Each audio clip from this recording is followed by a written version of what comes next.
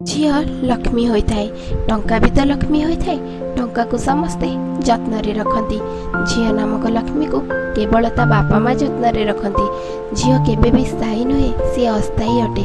मो जीवनटा एमिति जे ना काहाकू कही हुए ना सही हुए। जीवन रे जहाको निजर बोली भावे से स्वार्थपर हो जाए, आउ जहाको जानिनी चिन्हिनी सी अति आपणार हो जाए।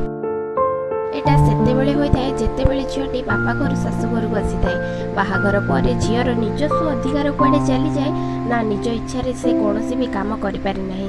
निज जन्म करिथिबा बापा माँ भी तापाई अजणा आ अचिन्हा हो जाती। झीलटी निज बापा माँ को दरजा शाशु शशुर को दिए, किंतु से बहुरू झील होई पारि नाही। झील को कुहंती दुहिता, दुई कूलर हित करता।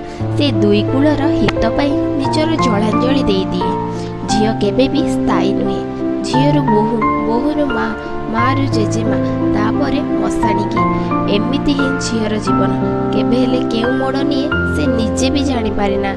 केमिति लागिला गपटी निश्चय जणेबे एवं मो चैनल को सब्सक्राइब करिवे।